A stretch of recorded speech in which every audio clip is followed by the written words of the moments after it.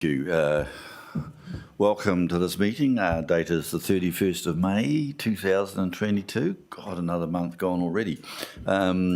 Just a reminder that this is live stream, so please use your microphones. Apologies. I haven't received any. Being none. Public forum, it looks like they haven't arrived. They did indicate they were coming, so we'll move on to item 3, conflict of interest declarations. Are there any conflicts of interest? Being none. Notification of extraordinary business. There's been no items advised. Confirmation of minutes held on the 22nd of February. I'll move that those minutes are a true record. Councillor Hayward, thank you. Seconded. All those in favour, aye. Against, carried. Reports, Joint Committee 6.1 is the Treatment and Joint Committee, the Wastewater Treatment Plant Report to March 22. And I'll move it to get it on the table. Thank you, Councillor Duncan, who has seconded. Now I'll open to you, David. Okay, thank you, Mr. Chair. I'll take the cover report and the 3 attachments as read, and we have Jeremy McKibben, General Manager of Network Management at Wellington Water, online to take any questions that you've got about his report. Are there Councillor Hay? Kia ora, sorry, aroha mai, mātua upoko, me ngā kai kaunihira katoa. Question 1 is relating to point 13.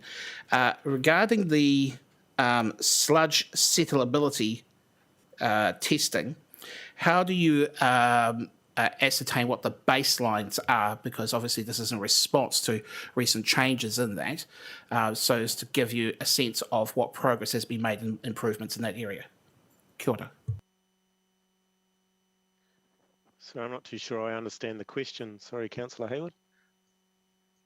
So I'm going to go back to point 13. Have you got that on your end there, Mr. McKibben? I'm just bringing it up, yeah. It's page 10. No, I've got it. Sludge inventory of the plant, yeah. So it says here in the second sentence, sludge settability testing conducted in March 2022, conducted the sludge settability had improved since the last test in September 21. How is the baseline established? Is it just those point-to-point assessments, or is there a baseline that 2021 and 2022 are tested against? How's that? Oh, sorry, I see. Yeah, so the operators on site do daily tests of the settleability, and so that's recorded in their operator logs. Thank you, Mātua Upoko. Point 16, this is on page 11. It says here a new UV system was commissioned on the 18th of March. Final acceptance testing will be carried out to hand over the asset to operations. I'm assuming that the testing has been successful? Yeah, that's right. The unit is now in service. We are still doing more tests on it though for final sign-off, but it is in service. Okay. Point 18, same page. The temporary screen diversion, is that still on track to be completed by the end of this financial year? And is that also, if not, is that going to impact on the timeframe of the remainder of the works upgrade? That's on track for this calendar year. So yeah, end of quarter 2. Point 28, page 12. So can you elaborate on what the further strengthening that's mentioned here? Can you explain to what that actually means in terms of further strengthening?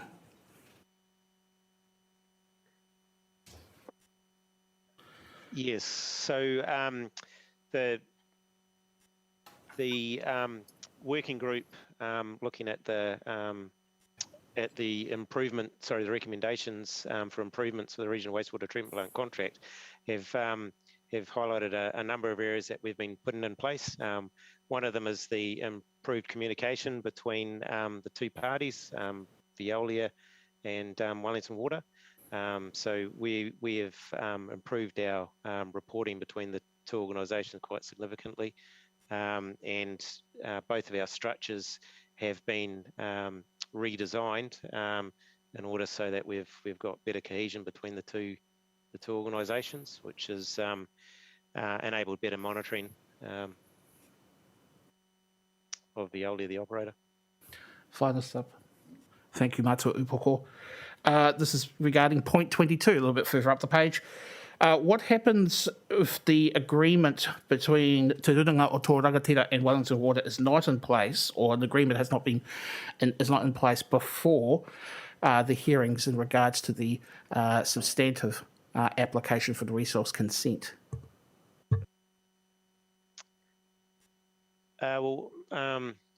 The hearings on kicks off on the 7th of June, so I imagine it won't be, but it's work in progress. So I guess they'll just have to take that on as it is, I guess, and make the decision based on that. It's something we are working through with them, though. Sorry, I just had my mask off. Okay, Councillor Leggett. I'm going to take my mask off. So can we just go back to 18? The question I have is that this is enabling work, and you're talking about the main works to follow on. What does that mean? Can we have a date when all these works will be completed? Because you can see the aeration is expected to be completed by Q1 of next financial year. When is the final upgrade going to be completed? I'd have to bring that back to you, sir. I don't have that to hand, but I can bring it back to you. That would be appreciated, thank you. Yeah, no problem. So just to get it clear, so when that is completed, all those works which are summarised in Appendix B will be complete when that is completed, I assume, because it'll be next financial year. So that enables the works to continue, is my understanding, but I'll need to bring that back to you. Sorry, I don't have that detail, but I can talk to the project people that are looking after it, and I can bring it back. Yeah, I mean, I guess the question around, sorry to go on about it, is when does it get to the 1550 litres per second capacity? Well, my understanding is that the enabling works include, well, like it says in the paper, that it's a screen diversion which will provide that extra capacity. Well, and then the permanent works carries on from there. Okay, thanks. Yeah, sorry, yeah, but I can bring the full details back to for the next JV meeting if you like. Sure, thank you. Sure, okay then. Councillor Duncan. Yeah, thanks. Jeremy, page 10, item 6, odour complaints from Pikariri Farm. Pikariri Farm's quite a way back from there. I would have thought you would have got it from residents as well. Has there been any from residents? So that's, so there's a couple of points I wanted to update the committee on here, and that was one of them. So we've engaged a odour consultant to have a look at the odour issues that those neighbours and they're the new, well, I believe they're the new residents on that Pikariri Farm subdivision.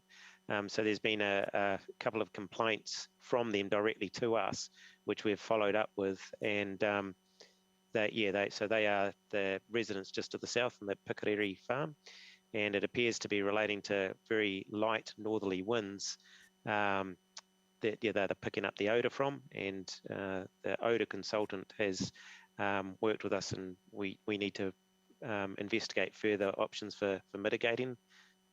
So that's at early stages at the moment. Right, thanks. Follow up one. Sorry.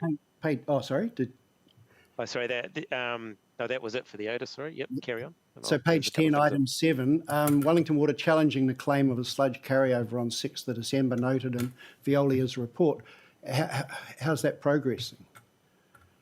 So we've responded to the regional council's please explain letter. So the key thing there is that during high flows, rainfall events, the you do see an elevation of what's known as suspended solids, which is where small bits of what's called flock carry over, and so there is a consent requirement that we have to stay within certain parameters of that suspended solids reading, of which we did, and so that is monitored 24/7, if you like, with a composite sampler.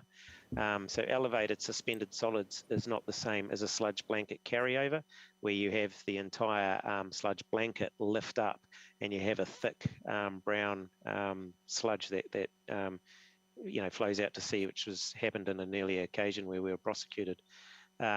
So yeah, they're quite different, and so that's I guess what the contention was around. So yeah, we do now have the report refers to the sludge blanket level detectors, so we are now able to actually see if we're at risk of that, so we can mitigate it early on now to avoid it.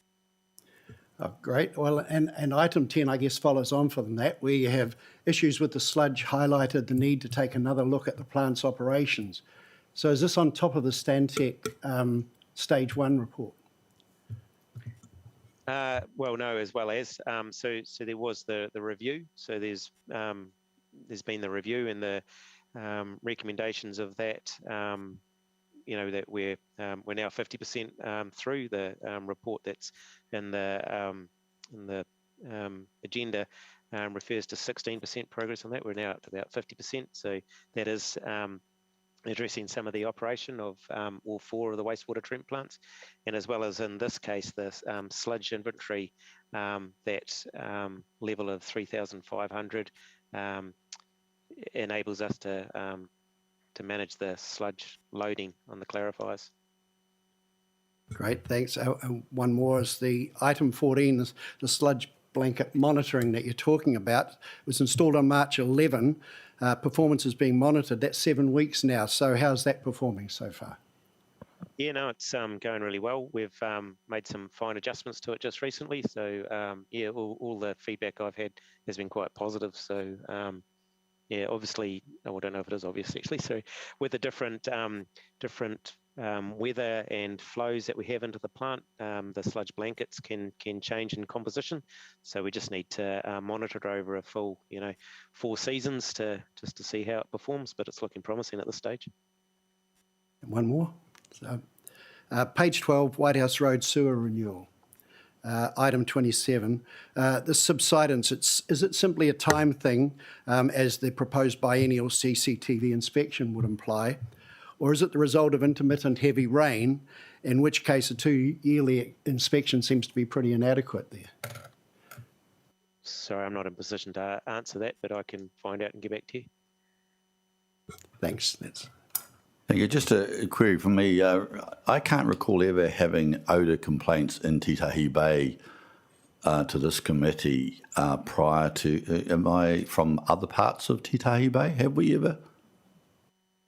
The complaint isn't actually, well, not that I'm aware of. The complaint isn't from the Titahi Bay community. It's from the Pikariri Farm subdivision.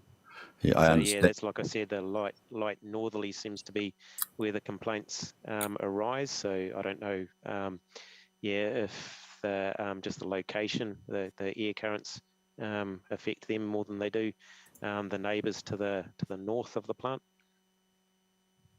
I just make the point that that's a new subdivision, and what obligation. I mean, obviously you're going to address it, but they bought there knowing that there was a wastewater treatment station. What is the obligation to the operators to fix the odour situation? Well, we will have to fix. We will have to fix the source of the odour. So yeah, and what exactly that looks like, that's what we need to I guess ascertain. I mean, there's a number of different options there that range in cost to council, from very little to quite a lot. So we just need to find what is the optimum solution. Okay, thank you. Okay, any further questions? Councillor Hayward. Apologies, I forgot to. There were two other questions on my notes. One, can you report when was the last time there was a wet weather notification for partial discharge, and is that is the frequency of these discharges tracking in a similar pace than, say, in the last 2 years? And if it isn't, can you explain why? So are you talking about the partially treated discharges, the bypass discharges? Correct. There hasn't been any significant change to the hydraulics of the plant for the last 3 or 4 years since we changed the path between the aeration and the screening part of the plant. So there should be no change of that. I couldn't tell you exactly when the last one was, but I know there's been a couple of rainfall events where I know there's been some communication going backwards and forwards about why we haven't notified of the bypasses, and that's because they haven't happened. So, but I can get back to you with the details of exactly when they were. Councillor Hayward. Just before I get to my next question, perhaps it might be useful in subsequent reports to actually make it clear where there have been notifications of perhaps a tracking for previous periods as well, so as to give some clarity to us as to whether or not there is a change in the frequency of these events. My last question, and you may not be able to answer this, so I appreciate if you come back to us with the information. With regards to that White House pipeline rerouting, in general, would that be a more cost-effective solution than was initially envisaged? Sorry, This is are in you talking regards. about the monitoring, or? No, this is in regards to to the White House pipeline rerouting as a possible solution. In general, would that be a more cost-effective solution than was potentially the case beforehand? Oh, I see. I don't have those details, but I can get them and bring them back to you. Thank you. Okay. Can I ask Yes. a question? Yes. Kia ora tātou. My question is administrative. Just trying to understand the JV model, but it's my understanding that WCC does not actually own assets in the wastewater treatment plant. So I'm just asking if the future reports could just have that corrected going forward, please. Yeah, Mr. Chair, we'll clarify that in the next report. There is a little bit of blur between WCC's financial versus ownership interest, and we'll clarify that next time. Yeah. That'll be great. Thank you. Sounds like politics.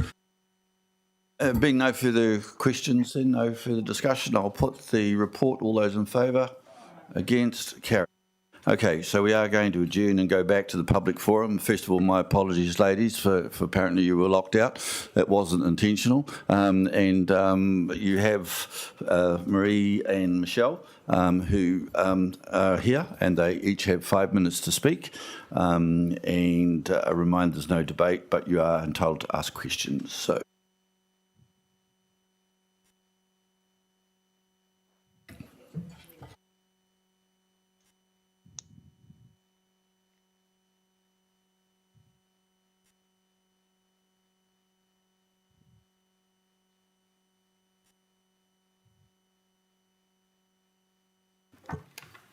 We've come up on the side door before and we've been told to come through the front for health and safety reasons, which is a good idea. So we did what we were supposed to do and we signed in, and then nobody came. So I'm very sorry that we're late. Yeah. Jack's unwell too, so the message went through to Jack. Yeah. That's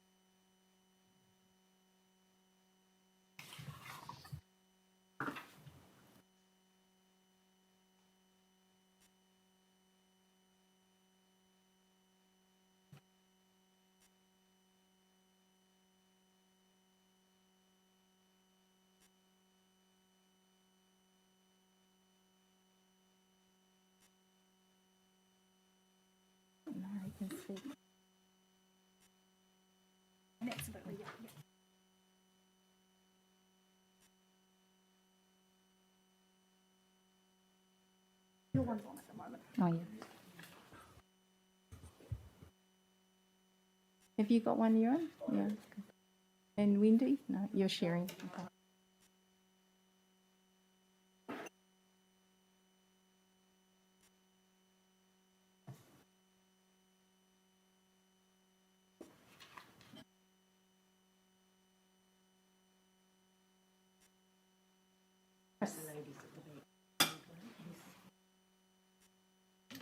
Do you want one?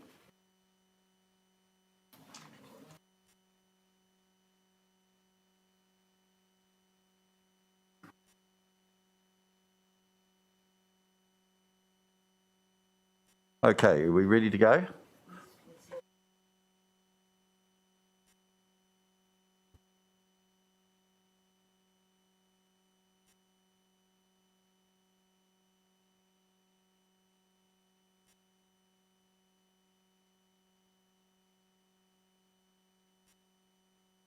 Haven't actually. You can take them. Green light should be going. Okay, thank you. Actually, I haven't got the other. I should have kept one for myself. Oh, do you want one? Thanks.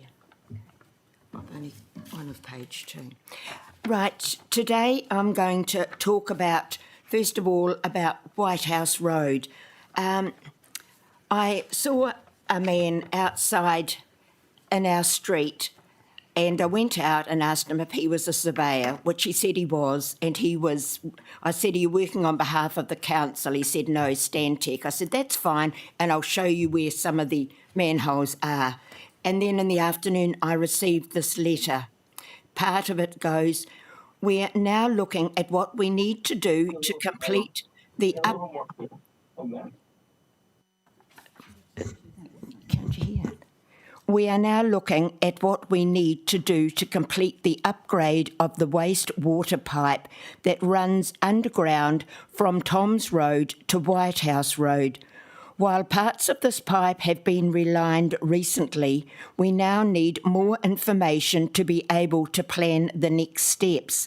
To gather this information, we need to undertake ground level surveying and access manholes on your property in the week beginning 16th of May. Well, this was the 9th of May.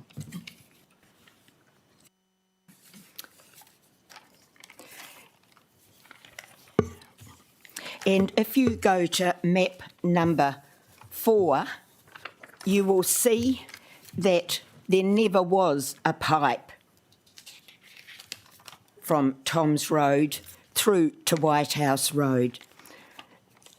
White House Road upgrade stage 1 was 6 years ago. It has been defer ever since. No wastewater pipe from White House Road to Tom's Road.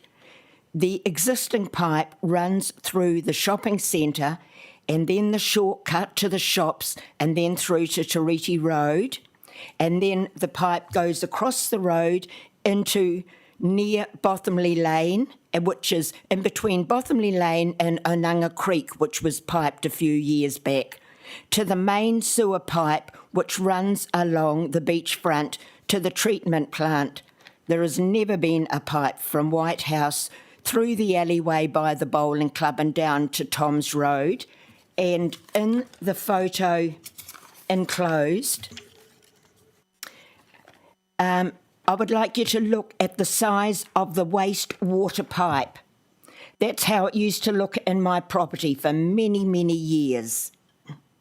And that pipe runs from Bay Drive, Villa Street, the north end of the beach, along Beach Road, which you can all follow on your maps, along through 5 Tom's Road, which is my property, and that's where that picture was taken, to Bothamley Lane, which is next door, and then at Bothamley Lane and Callahoo's property, the pipe from the shopping centre runs through there, and the 2 pipes join, and they run through Callahoo's property, and then they run along the beachfront, past the South End beach, and then through to Rukatane pump station, and then to the wastewater treatment plant. And there has been so much flooding, there's been a real flooding problem in White House Road for many years. I was wondering if this was going to be transferred to Tom's Road and Beach Road, because when you look at the size of the sewerage pipe in relation to today's population. So that's one little bit that I'm talking to. And then the other bit is the map number 1. If you turn to that, look at where the wastewater goes into the sea at the north end of Titahi Bay Beach. And when it rains, the residents often see a slick there. And it smells when you go for a walk along the beach. So just to show you, if you look at the map, and then the rest goes back along and through that pipe, through my property, and as I've already mentioned. That tiny little pipe. So it's a very, very little pipe, and also Anunga Creek, which they piped a few years ago because of the amount of stormwater that was caused by the housing subdivisions and infill housing, and comes out right by the surf club. Well, it really smelt of urine and sewage. Friday week ago, we had a really bad downpour, and on the Monday, I was walking past with my sister, and she said, "Can you smell that?" And I said, "Yes." So when Veolia came to take a sample from the beach, they'd already taken one on the Thursday, and then they came back on the Monday. Was it Eurofins or Veolia? Eurofins. Oh, Eurofins, yeah, Eurofins. And so I said to the man, can you smell this? And he went down and he smelt it, and he took photos, and he said, "Oh, I'll pass this information on." But he'd come back to test the water, and I said, "Oh, have we had an overflow?" He said, "Well, I've been asked by Veolia to sample again." So I'll leave that with you. And then for something light, I've enclosed some pictures of when the treatment plant, with the tunnel through to the treatment plant, the residents of Titahi Bay were invited to walk through the tunnel before it was commissioned. And in picture number 2, with the red hair, is me. So I've had a long... Yes, it was, yes. So I've had a long association with the wastewater treatment plant and everything that is pertaining to that in our beautiful beach at Titahi Bay. So thank you very much. Okay, thank you. No, certainly, Michelle, are you? yes. Yes. It certainly is a privilege to be bringing transparency and awareness about all this with Mari, with her wonderful knowledge. So just to bring up that point about, thank you, Jeff, Councillor Jeff, for asking that question about when the last discharges were, because since Anna Hector, we miss her greatly. Her job was phenomenal in what she did at Wellington Water. We haven't really been getting the notifications coming through, and the last one, if you want to know, was the 12th of February.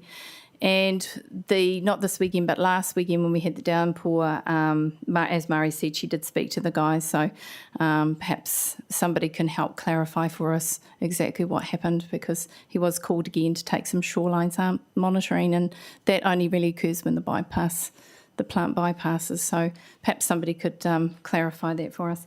Just quickly going on to the minutes, the agenda today, talking about the Tangari Drive wastewater pump station, just so it's recorded here that we've been coming to these meetings forever, and on the 25th of August we had the same message that there was something significantly wrong with the with the flow splinter, happened again on the 17th of November 2020, happened again on the 23rd of February 2021. Something significantly wrong with the flow splinter at Tangari Drive. Then it happened again on the 16th of November 2021 and again on the 31st of May 2022. So we're just wondering, all these inspections and there's something significantly wrong, is something significantly going to be done? That would be really, really nice to find out. Well, I can interrupt there. I did actually ask the same question at the Chair's meeting because I agree with you. It's been in every report that I can remember for the last so long. But it's, I can't, what, David, can you just clarify? Oh, that's the wrong word. But, Yeah, no, Mr. Chair. So you're just looking at the third attachment to the Wellington Water report and the table at the top of that capital project update for March 2022. There is a major reconstruction required of the Tangari Drive pump station flow splitter, and current scheduling has shown that design work to be finished at the end of Q3 this year, procurement, and then construction beginning in July of the replacement effectively of that facility.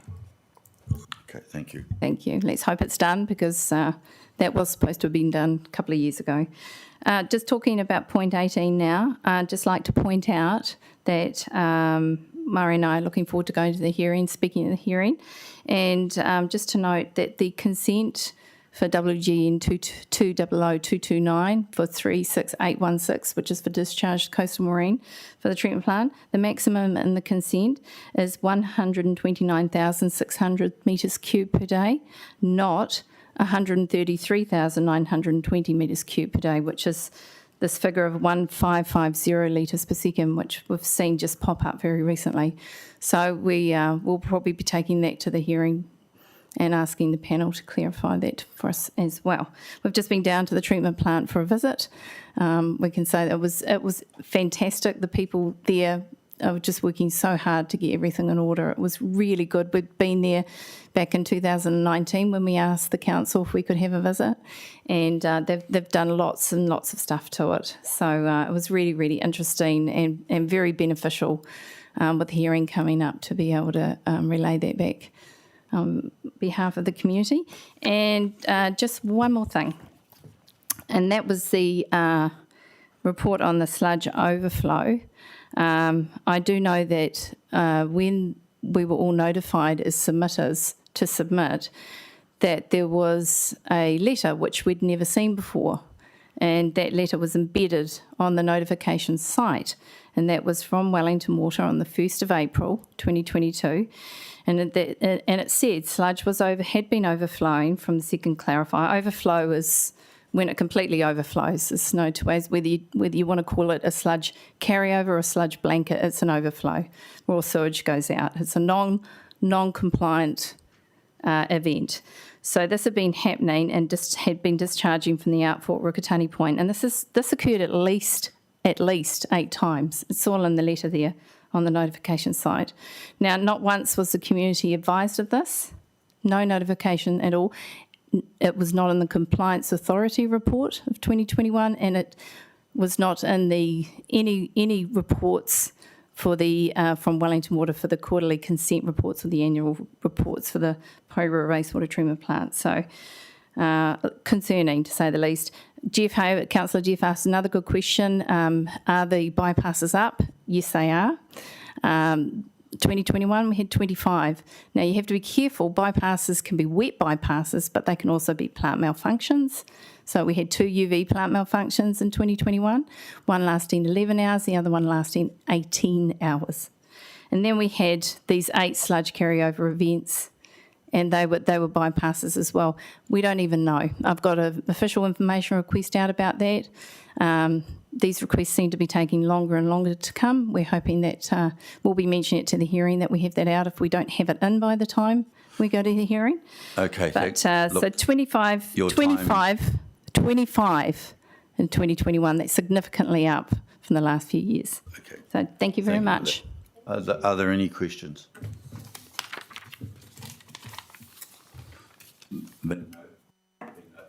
Being no questions, thank you very much. We appreciate what you do in the community and your visits to us to remind us what we should or shouldn't be doing.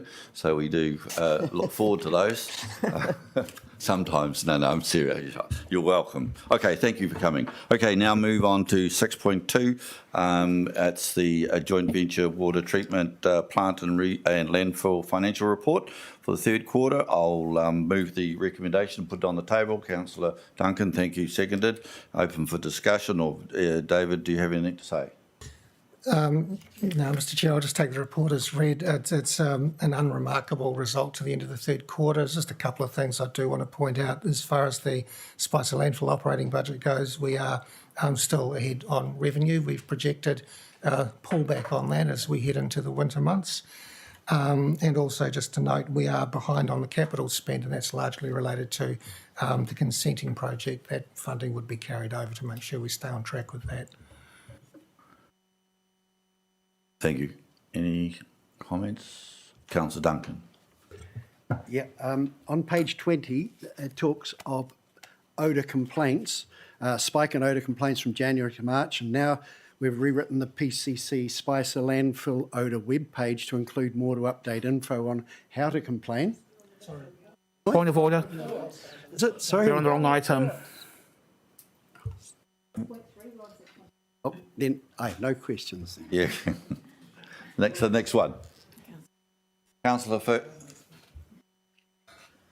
Kia ora. So just to clarify on page 19, just the net surplus from the landfill operating budget, is that 5,660,000 showing in the actual column? Mr Chair, that's the actual surplus to the end of March versus surplus forecast to the end of March, with that variance of 1.1 million showing. Great. Okay, thank you. Can I just ask how this will be treated for the WCC end of financial year? Like, will we be seeing a dividend on this one, please? in your dreams. Through the Chair, I can address this. This is the reserves that we've taken place for remediation at the end of its life, so we actually hold it on the balance sheet, so it actually picks up the costs of end of life. Great, thank you. I think that the WCC team will follow up too, just to make sure we're all tidy. Thank you.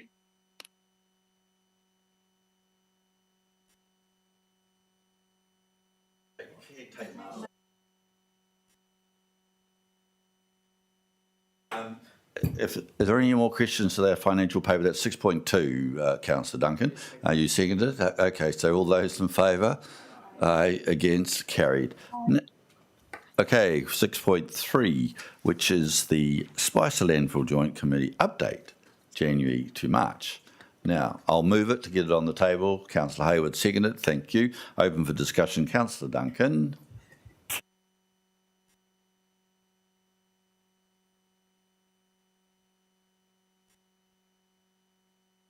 Updated the landfill odour webpage to make it easier to complain. Do we now expect a further spike? And when we read on page 26 and 27 of the emerging risk to consent proposal, the number of odour complaints poses, I couldn't help wondering if there's perhaps a connection between the number of complaints coming through now. Okay, Mr Chair, just to address the first question, we have updated our webpage with FAQs, how to complain properly. We've just started putting weekly updated information on there on the number of complaints being received on a week-by-week basis via a 30-day graph, which is on my report, page 22. No, we've actually had a drop in complaints, and we don't expect that there would necessarily be any further spike. That March spike that you see on the graph on page 21 did coincide with our early consent engagement. And what I think we've done is we've just raised or increased awareness among the community, of the Tawa community in particular, of what we're about to do. And I guess that's part of going out and engaging and speaking to people.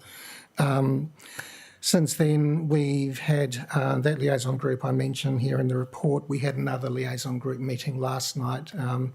I was grateful for attendance from about 20 people, including the MP for Oharu, members of the Tawa Community Board, including Councillor Day. We had a very good turnout and overall a very positive meeting as well. With regards to your second question about the risk to the consent, could you just remind me of your query again? I just wondered whether the rise in numbers of complaints coincided with the consent application. Certainly we raised awareness, and that probably did push more people to go, hang on a minute, there's something going on here, and I'll make a complaint because I've been experiencing it as well. So possibly yes. Greater Wellington's challenge about the extending the landfill on a fault line sees a further risk assessment being carried out. What was the advice from the first such risk assessment that we got? I would like to actually come back to you on that one. So we had a risk assessment done based on the fault line, presented some early technical information, and in one of our pre-engagement sessions, Greater Wellington said, we don't think you've quite got this covered. So we're doing some more work on that. It's technical work, but if I may, I'll come back to the next committee meeting and update what's changed and how we're getting around it. Just further to that, because I just thought about that because of that building that's just been condemned in Wellington, the Ministry, and the rules have changed as we move in time. Is there any chance that the rules will change dramatically, which will affect the landfill?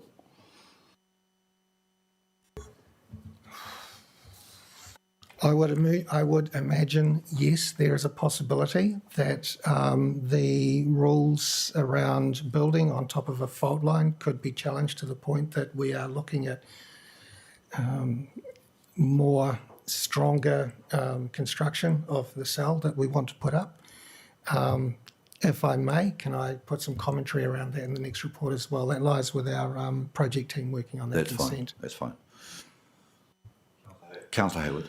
I'm going to ask these questions here, Mr. Chair, because they will be pertinent to the next item, but the graph that I'm going to refer to is in this item, and I don't think there's anything that will be of an issue with regards to the questioning. On page 25, the second table with the 2-year time period monthly.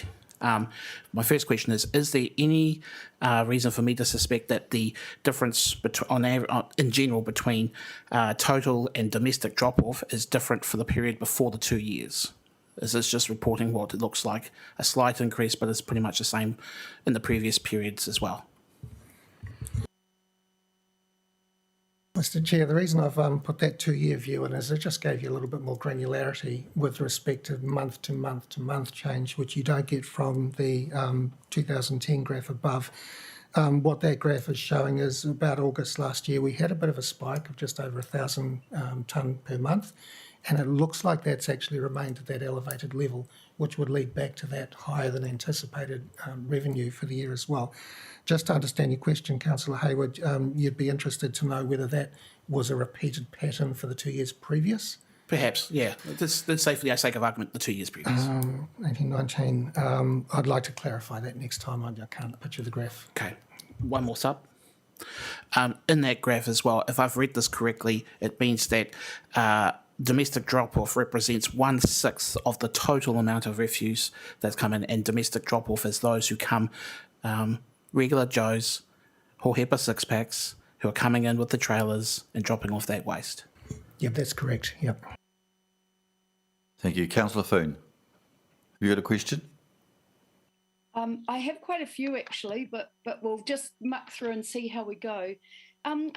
Probably the first one, just on the landfill extension, has there been an environmental impact report done on that as well? And if possible, is it possible to get a copy? Yes, that will be in progress. We haven't got a draft of that yet, and to the extent to which we could pre-release, I would need to determine with our senior planner, but we'll check on that. But it is in progress, but not complete yet. Right, okay. And just if there's any in that to do with the waterways as well, that would be really great to understand.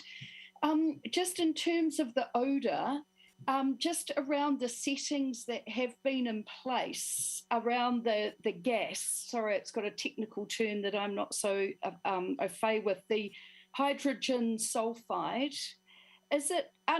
it is understood the adjustments to the materials accepted and the bund integrity were improved. So are these settings still in place, or is it worth revisiting those mitigations? No, those settings are still in place, yes. Great, thank you. Okay. Just in regard to the waste tonnages that are coming in, is the Spicer landfill still accepting out of area waste? Yes, we are. Great. Okay. And has there been any change in the out of area waste from what's historically been accepted? That's a very good question, and it's a very difficult one to answer because we don't stop necessarily the commercials that come in and ask where you're coming from, their customers. We did a fairly intense analysis of what was coming in and where it was coming from back in January 2020. We're currently looking to procure professional services to undertake the same analysis again in around September this year. So that would give us an update as to whether, tonnage coming in is moving around outside the region or outside the district. It's just a metric that we don't keep at the present time. Because, it's a bit worrying how quickly that's filling up. Just in terms of safety, it's really great to see the reporting going on, but there are quite a few near-miss reports. So I'm just wondering, is there any plan, like a safety management plan that the councils can be to have assurance of safety down at the landfill face? Yes, there is a safety management plan kept for the operations on site, which I will check that I can share with the committee. That's EnviroWaste's plan. So I will need to check with them, but yes, there is one. Yeah, that would be great. Thanks, David. And is there specific training provided for all the heavy machinery that would include health and safety technique and best practice? Yes, again, there is. The health and safety requirements on site range everything from, as you say, specific training for operation of heavy machinery all the way through to I can't take somebody up to the office until they've had at least a 10-minute induction on what to expect. Probably we've got a number of incidences in here which do need to be put in the perspective that these machines are being operated 7 days a week, all year round. So we're not seeing an overwhelming or disproportionate number of instances here, I don't believe. Oh, great. And I think maybe just a suggestion, just as a periodic onlooker, that some kind of benchmarking would be really useful in the reporting, if that's possible. I guess what you're asking for is a trend or some sort of trend. Yeah. I think that would give me a lot of comfort as a governor. Thank you. I can do a trend table. Yeah, we present these on a quarterly basis, but we can show some backward. Yeah. Thank you, David. That's me. Thanks. Thank you. Any further discussion? I'll put the paper then. All those in favour, aye. Against, carried. Okay, 6.4, which is the Spicer landfill fee increase. I'll move the recommendation to get it on the table. Councillor Hayward seconded. Open for discussion. Councillor Hayward, do you wish to speak to it? Yeah, can I ask questions for officers?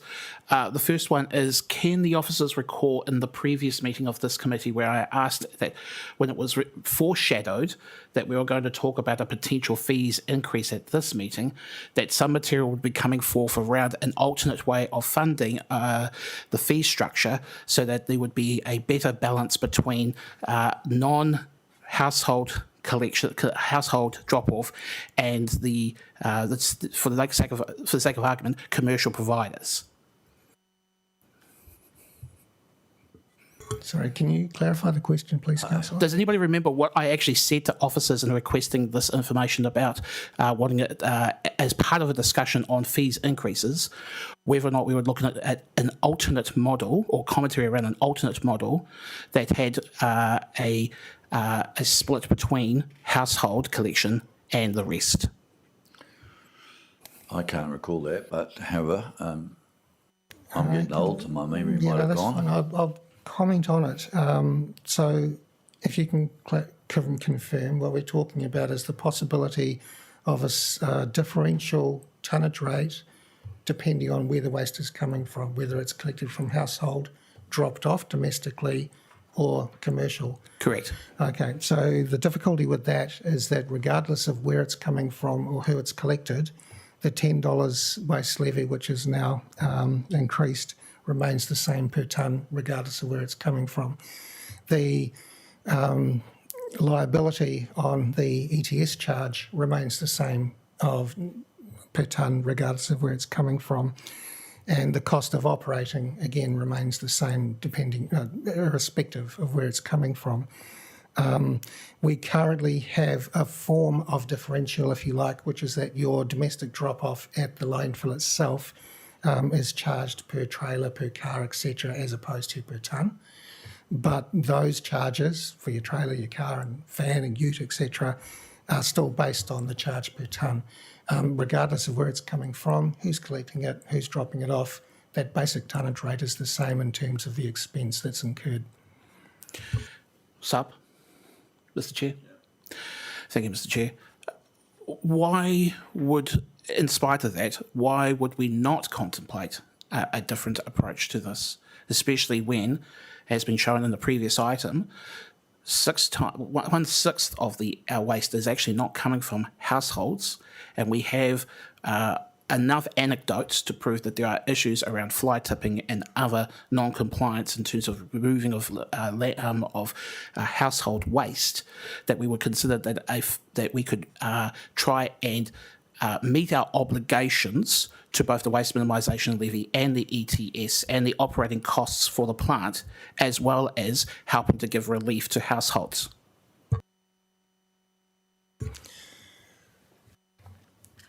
I might actually ask if that's even possible to do that. What we're talking about here is a differential rate, as you've said, depending on whether you're a household or a commercial operator. You would be collecting a certain amount of tax or levy from one customer off them and placing it on a different customer based on whether they're commercial, industrial, residential, etc. And I'm sorry, I can't answer whether we can do that or whether there's a method of approaching that, or even if we would want to do it, that would be a decision for the table here. But could I just ask if the CFO is aware if such a model exists? No, I'm not aware of such a model exists. This is set out in the financing policy in the LTP, which actually specifies how we actually, I've got the wrong term, but in the LTP, our financing strategy policy lays out the terms of how we actually recover the costs and how we charge. But we couldn't, for example, the ETS and the waste levy the costs need to, well, the revenue or the costs need to fall where they lie, so we are not able to move those around. Chief Executive. So I think, Councillor, you're asking about can there be an ability to pay kind of notion laid over the top of these charges. I would have thought that went against the policy objective of the government, which is about trying to push waste minimisation down on every sector. So it's not something that we have considered, and probably for those policy reasons rather than the we haven't factored in an ability to pay notion into that. Yeah. Okay. Okay, Councillor, you have a further question? Actually, I just point out that I'm likely to abstain on this item. I would have hoped that we could have had that kind of substantive elements put in the items as I requested in the last meeting. Obviously, that message did not get through. So I don't think I can have, in my mind, a fair and well thought out vote on this item. So thank you. But surely what the officers are advising us that it's not within the realms of what we should be doing, I would have thought. That's what I'm hearing from the officers. My point of order, I don't misrepresentation. I don't want it to be seen as trying to be contrary to the issue, to the interests of officers, but I don't take everything from the officers without at face value either. I do want to consider those items, and that's why I ask for things beforehand. That didn't happen on this occasion. How could I possibly vote fairly? What is your point of order then? I mean, it was misrepresentation. I believe you were trying to misrepresent my position. Try to clarify that position. All right, noted. Councillor Leggett. Councillor Hayward, I would have thought that most of your question would have been answered by David in terms of the costs of the ETS and the levy, etc. I mean, what you're actually asking is for a cross subsidy, and I don't think that is what we should be considering or what you should be asking us to consider. Well, he has the prerogative to ask us to, but you can ask us, but you wouldn't get my support. Okay, thank you. Yeah. Because the member had addressed me in this item, I would only point out that you are right, Mr. Chair. It is in my prerogative to ask for material for this meeting so that I could make an informed decision. It didn't happen in this instance, and that's my concern. Noted. Look, when I read this, the 2.5% tip fee increase, it started off with saying it won't cover the escalating cost of operating, managing the landfill, leaving a shortfall of $80,000 to be absorbed in current budgets. And I thought, we're falling into the same trap here where we tried to hold rates increases back by supplementing budgets, by crimping and saving, and we're not helping anybody because ETSs are not going to go down. All the charges for waste are not going to go down. People need to understand the cost of waste, cost of throwing stuff away. And I think if we're going to have this amount added to the cost of the landfill, then it needs to be charged in the fees. So I don't think we should be absorbing that $80,000 from the budgets. Yeah, if I can respond to that, Mr. Chair. So when we were constructing these various components and the increases involved in them, we looked at the scale of the ETS. So we've just spent, I think it was $2.6 million on a year's worth of carbon credits, 80-odd thousand tonne times $20 a tonne for the levy.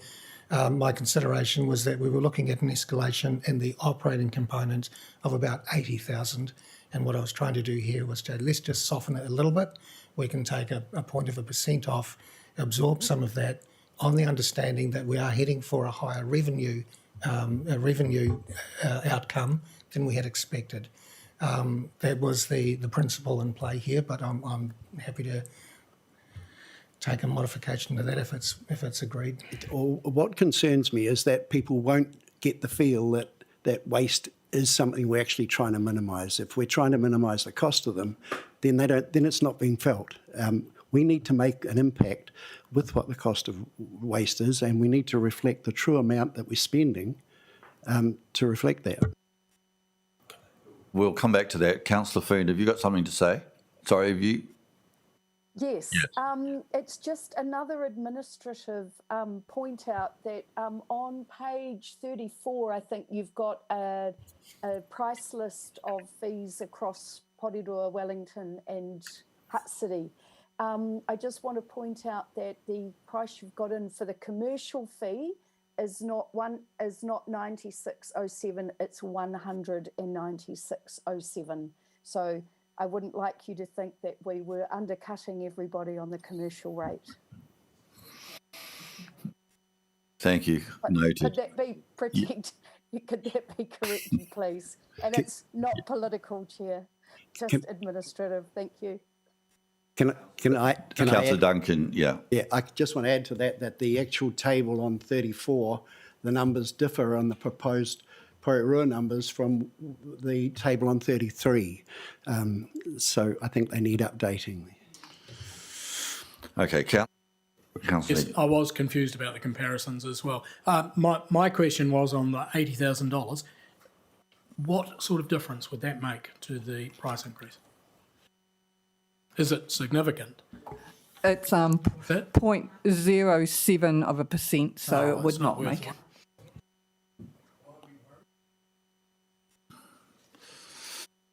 Well, I guess, Councillor Duncan, you are entitled to make an amendment to this if you wish, to propose an amendment.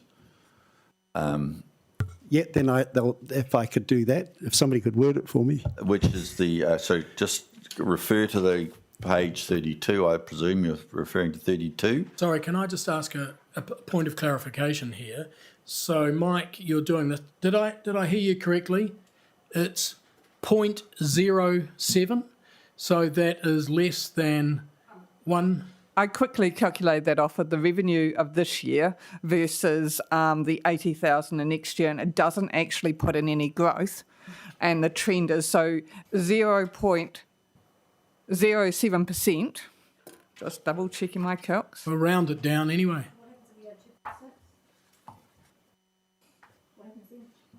That would it would cover it plus a little bit more, so then we'd be in a surplus. I mean, But it is reflecting the costs, the increased costs. That's the difference. If we're absorbing costs, then people aren't feeling the cost effect. Okay, so what, just so we get this correctly, which is the, yeah. I'm proposing that the fee increase be 2.6% rather than 2.5%. Oh, number 7, okay. So number 7, proposal to increase the component is 2.5. You're suggesting that be altered to 2.6? Yeah. So you need to propose that. Do we need, just clarification here, so. So that's 10 times more. So, No, it over reflects it. so is that the figure Eh? that we're changing? 2.6. yeah, it over reflects it. It would because have to be It's 2.507. excuse me, Joe, the